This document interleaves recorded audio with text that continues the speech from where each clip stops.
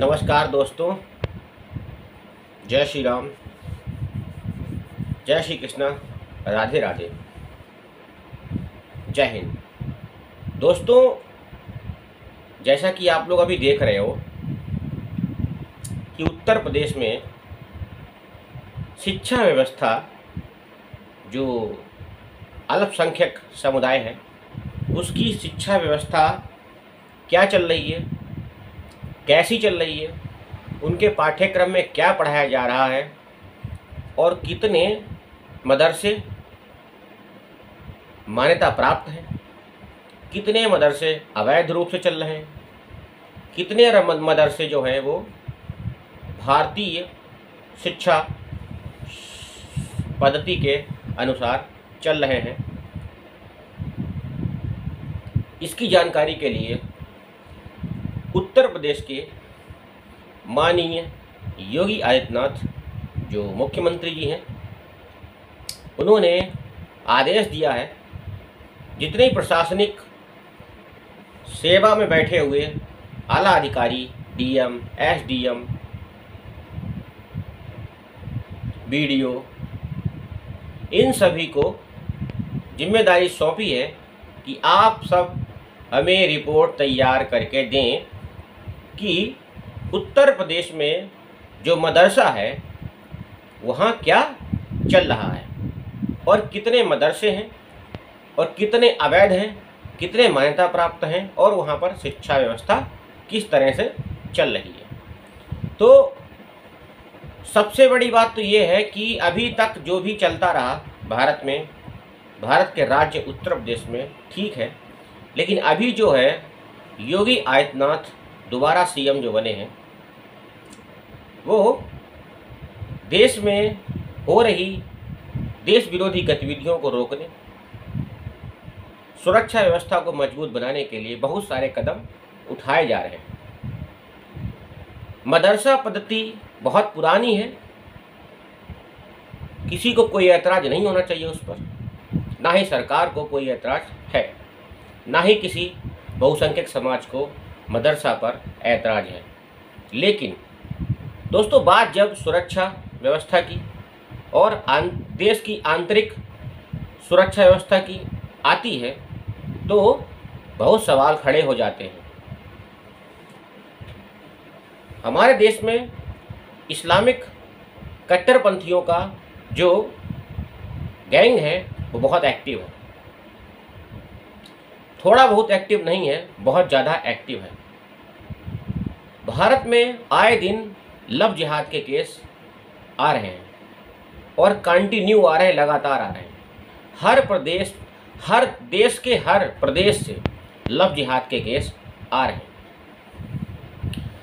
हर बार हिंदू लड़की ही क्यों शिकार होती है, क्यों मारी जाती है, क्यों आत्महत्या करती है और क्यों उसके साथ जघन्य अपराध किया जाता है। ये सवाल दोस्तों हर व्यक्ति के मन में खटकता है। अब बात आती है मदरसे की, तो मदरसे की जांच इसीलिए हो रही है कि मदरसे में किस तरह की शिक्षा पद्धति लागू है और कहां पर क्या हो रहा है। ये सर्वे योगी आदित्यनाथ जी उत्तर प्रदेश में करवा रहे हैं, लेकिन यहाँ पर सियासी भूचाल और राजनीति का खेल स्टार्ट हो गया। जो मदरसे अच्छी तरह से मान्यता प्राप्त और वहाँ की शिक्षा पद्धति अच्छी होगी, उस मदरसे को मुख्यमंत्री महोदय सरकार से सहायता देंगे और अपने अनुदान राशि और मुख्यमंत्री राहत कोष, मुख्यमंत्री से जो भी सहायता बन पड़ेगी वो दी जाएगी, क्योंकि प्रत्येक बच्चे का अधिकार है शिक्षा प्राप्त करना।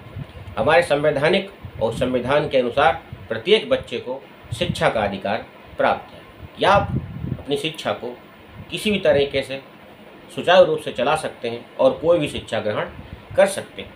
लेकिन बात यह आती है मदरसे में कहीं पर इस्लामिक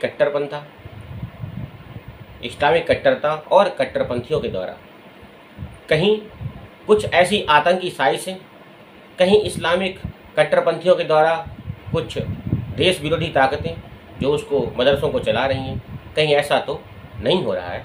इसलिए भी जानकारी और सर्वे कराया जा रहा होगा, ये मैं आपको बता रहा हूँ। ऐसा कोई मेरा दावा नहीं है कि सरकार के क्या इरादे हैं, सरकार क्या करना चाहती है, वो सरकार का मैटर है। लेकिन बात राजनीति की आती है तो ओवैसी क्यों चिल्ला रहा है कि योगी आदित्यनाथ या बीजेपी जो है वो सरस्वती विद्या मंदिर या उत्तर प्रदेश के जितने भी शिशु मंदिर हैं उनकी जांच करवाई जाए। क्यों उसको तक दिक्कत हो रही है, वो क्यों परेशान हो रहा है? भाई, अगर कोई सरकार मुस्लिमों के बच्चों, मुस्लिमों की शिक्षा को, जो आधुनिक शिक्षा है जैसे विज्ञान हो गया, मैथ हो गया, इंग्लिश हो गई, हिंदी हो गई, आपकी उर्दू हो गई, आपका सामान्य ज्ञान हो गया, आपका नैतिक शिक्षा हो गया, भूगोल हो गया, कंप्यूटर साइंस हो गई, कंप्यूटर हो गया, तो इस तरह की अगर शिक्षा सरकार देने लग जाएगी मदरसों में तो मुसलमानों के बच्चे भी मुख्य धारा से जुड़ जाएंगे और वो इस्लामिक कट्टरपंथी ना बनने के, मतलब इस्लामिक कट्टरपंथी बनने के बजाय वो एक अच्छे नागरिक बनेंगे और देश के नागरिक बनेंगे और देश में सहयोग करेंगे, देश के लिए अच्छी शिक्षा लेकर देश के लिए कुछ करने का जज्बा रखेंगे, जैसे बाकी बहुसंख्यक समाज के बच्चे भी ऐसा जज्बा रखते हैं। तो मुख्यमंत्री जी का सिर्फ यही उद्देश्य है कि प्रत्येक बच्चे को मुख्य धारा से जोड़ा जाए और मदरसे में सभी तरह की शिक्षा दी जाए। मतलब सभी तरह के मतलब हो गया कि साइंस बहुत इम्पोर्टेंट है और गणित और आपका अंग्रेजी, हिंदी, उर्दू, इतिहास, भूगोल, कंप्यूटर, इस तरह की शिक्षाएं जब दी जाने लगेंगी मदरसे में बच्चों को तो बच्चे मुख्य धारा से जुड़कर देश की तरक्की में हिस्सा बनेंगे, देश की तरक्की में भागीदार बनेंगे। ऐसे क्या है, कुछ मदरसों में अगर इस्लामिक कट्टरता और इस्लामिक कट्टरपंथियों के द्वारा शिक्षा दी जा रही है तो वहाँ पर बच्चा सिर्फ मौलवी, इमाम और इस तरह के ही सिर्फ पद प्राप्त कर सकते हैं, बाकी कुछ नहीं बन सकते। दोस्तों, आज हमने एबीपी न्यूज़ पर रिपोर्टरों को रिपोर्ट करते देखा जिन्होंने लखनऊ के आसपास के मदरसों का सर्वे किया और अभिषेक उपाध्याय जी जो रिपोर्टर हैं वो रिपोर्ट कर रहे थे और ये एबीपी न्यूज़ की मैं आपको रिपोर्टिंग बता रहा हूँ। अभिषेक आनंद जी जो एबीपी न्यूज़ के संपादक नहीं सॉरी, वो भी एंकरिंग कर रहे थे और अभिषेक उपाध्याय जी ग्राउंड लेवल पे रिपोर्टिंग कर रहे थे।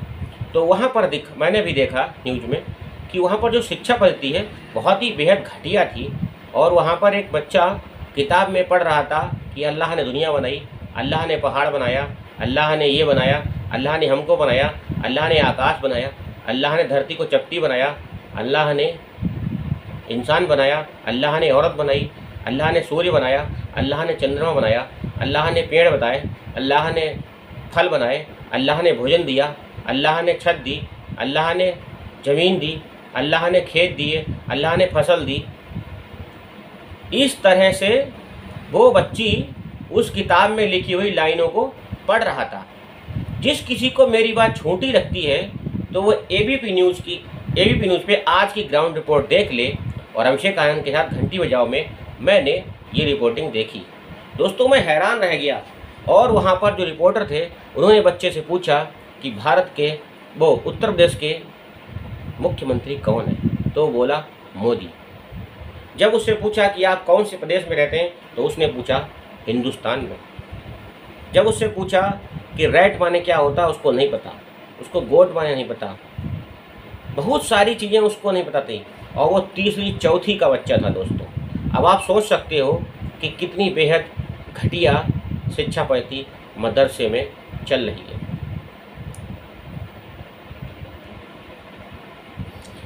मेरे विचार से जितने भी मदरसे हैं उनको अगर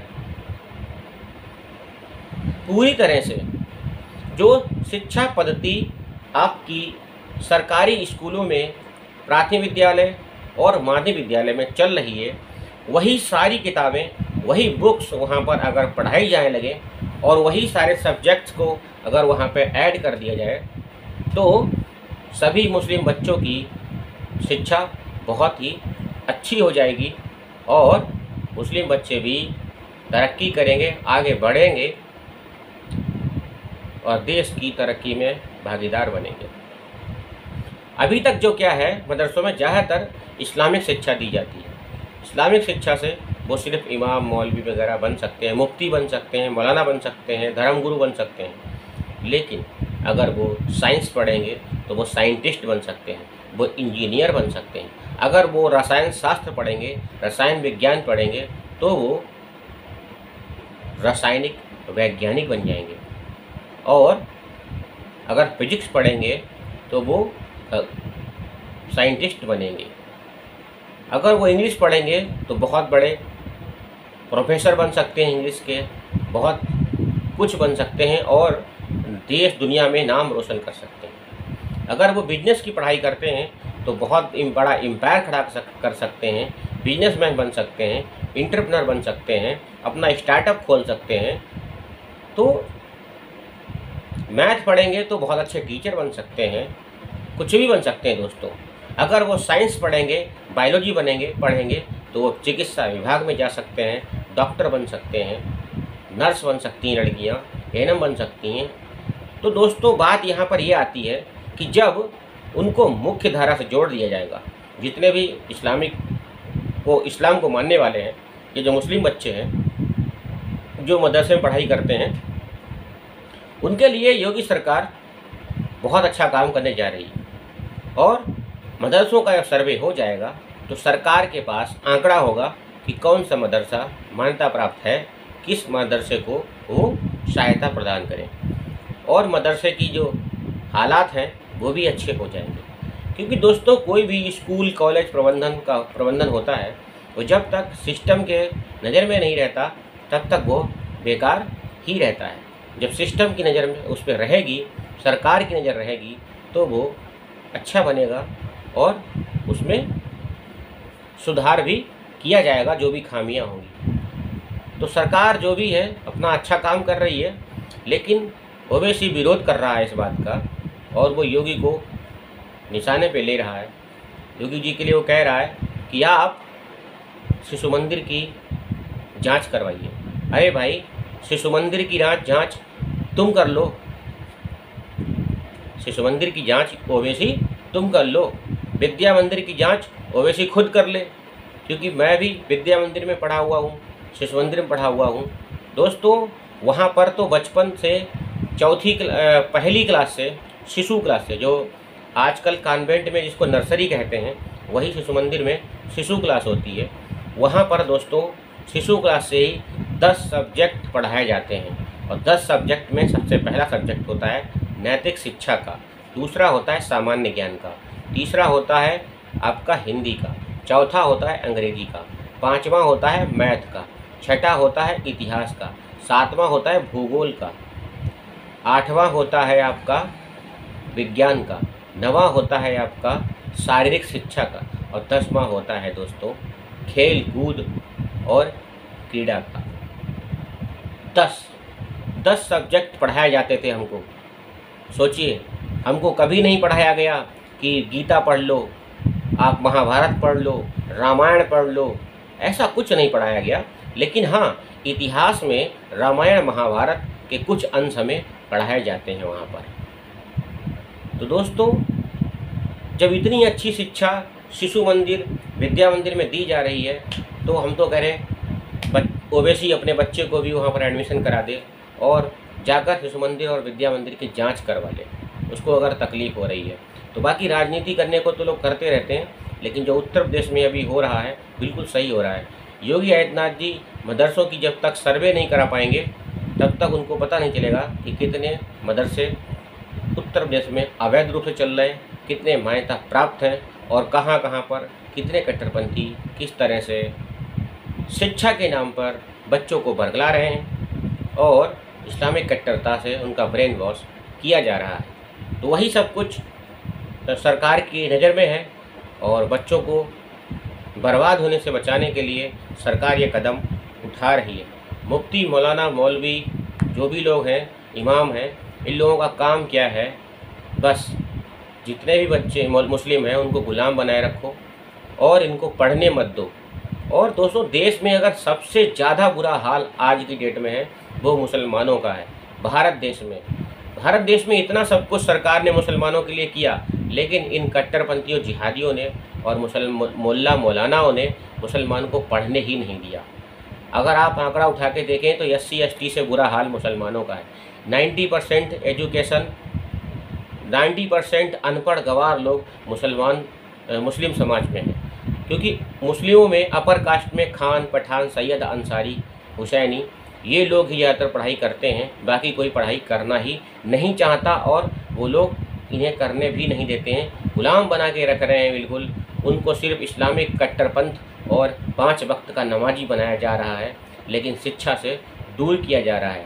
ये हकीकत है। आप लोग चाहें तो ग्राउंड पर देख सकते हैं कि आपको 100 मुसलमान मिलेंगे, उसमें 10 मुसलमान ही आपको इंटरमीडिएट या ग्रेजुएट पास मिलेंगे। बाकी 90 के 90 मजदूर होंगे या कोई कारगुजारी वाला काम कर रहे होंगे।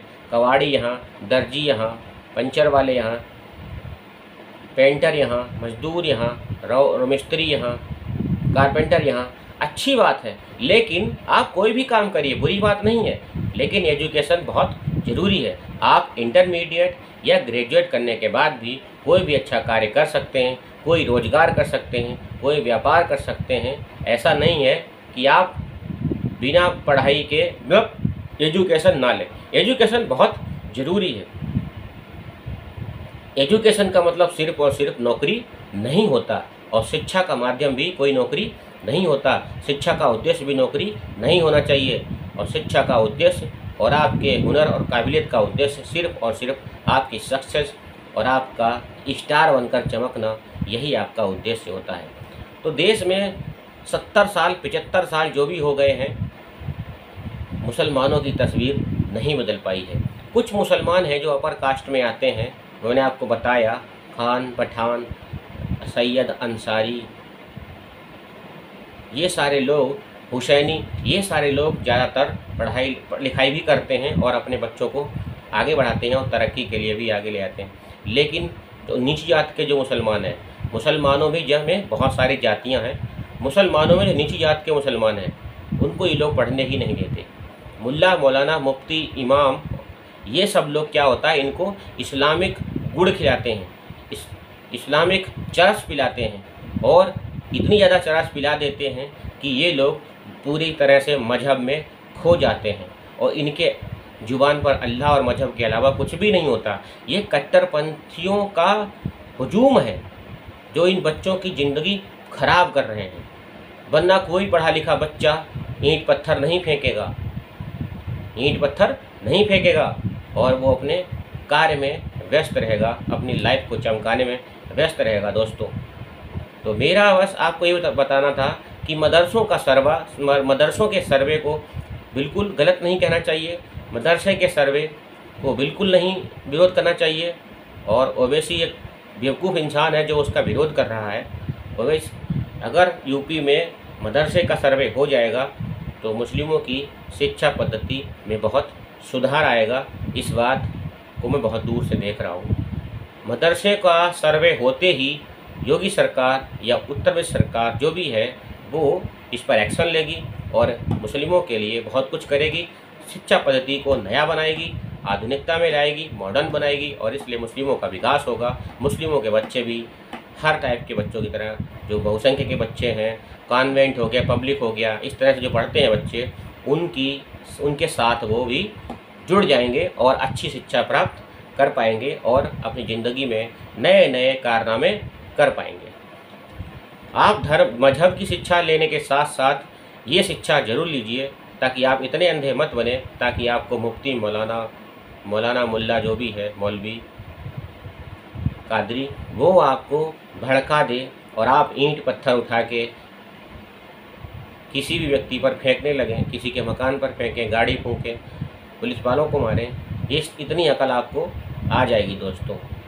तो सबसे बड़ी बात ये है कि शिक्षा बहुत ज़रूरी है, विद्या बहुत ज़रूरी है।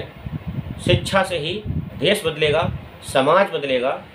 ज़रूरी नहीं, लेकिन शिक्षा का उद्देश्य कभी भी नौकरी नहीं होना चाहिए, ये दिमाग में आप डाल लो। शिक्षा का मतलब आपका सक्सेस होना है, आपका सफल होना है। ज़िंदगी में आप एक कामयाब इंसान बने।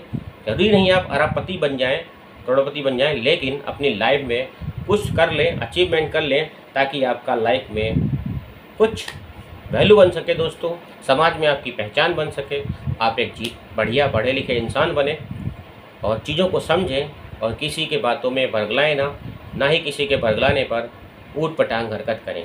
तो दोस्तों, सर हमारी वीडियो आपको सभी को अच्छी लगी हो तो लाइक करें, शेयर करें, सब्सक्राइब करें और हाँ, बेल आइकन को दबा लें ताकि आपको हमारी नई नई वीडियो मिलती रहे। सभी मुस्लिमों के लिए मेरी तरफ से बहुत बहुत शुभकामनाएं। आप सभी खुश रहें, मस्त रहें और आबाद रहें दोस्तों, और ऐसे ही हिंदुस्तान में एंजॉय करते रहें। जय हिंद, वंदे मातरम।